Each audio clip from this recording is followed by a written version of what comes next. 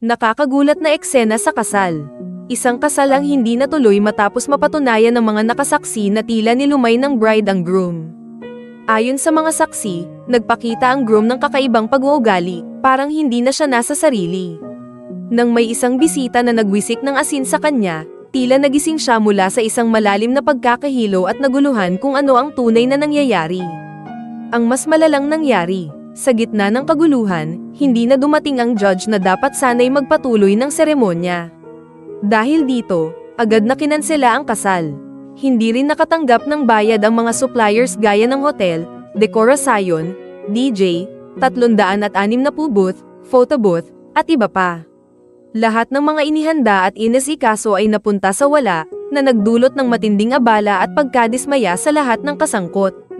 Catering at venue, naghihintay habang walang mag-asawa. Dagdag pa, habang nagkakagulo sa loob ng venue, ang catering vendor at ang mismong lugar ng event ay patuloy na naghihintay para sa resepsyon. Sa kabila ng inaasahang pagdiriwang, walang mag-asawa ang dumating, na lalong nagpatingkad sa kabiguan ng nasabing kasal. Mga komento mula sa netizens. Nakakainis naman, hindi lang kasalan ang naapektuhan kundi pati ang lahat ng suppliers at bisita. Parang pelikula ang pangyayari. Hindi ko inakala na magdudulot ng ganyang kaguluhan ng isang simpleng ritual ng pagsasaboy ng asin. Baka naman hindi lang aksidente ang nangyari. Marami na katanungan kung tunay nga ba ang nangyari o isa lamang itong kalokohan. Nakakabahala ang sistema ng event planning ngayon. Kung ganito lang ang nangyari, paano pa ang iba pang malalaking kasal? Ano ang iyong opinyon? Maraming netizens ang nagtatanong kung ano ba talaga ang naging motibo sa likod ng kakaibang pangyayari. Dapat bang ipagpatuloy ng groom ang kanilang relasyon o tuluyan ng putulin ang lahat ng ito? Natawa na lang ako sa tanong. Hindi totoo yan, sagot ni Rere nang matanong tungkol sa issue. Sinabi rin niyang naalarma siya sa mga komento ng netizens, lalo na't mabilis kumalat ang balita. Nagulat ako, bakit tinapunan ng asin ang groom ko?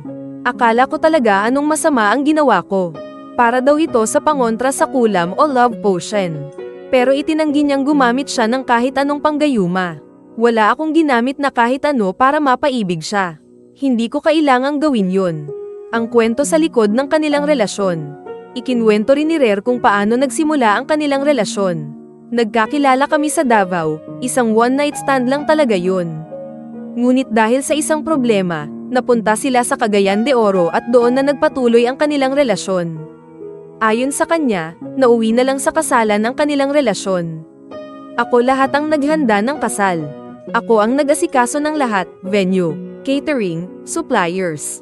Tapos ngayon, hindi pa bayad ang venue at iba pang gastusin.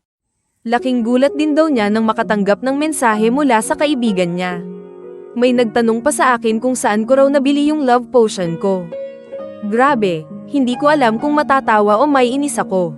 Ang panig niya sa kasalang hindi natuloy.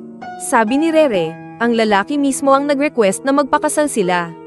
Siya ang may gustong pakasalan ako, gusto niya raw ng seguridad. Kaya hindi niya inakala na ganito ang magiging resulta ng kanilang relasyon.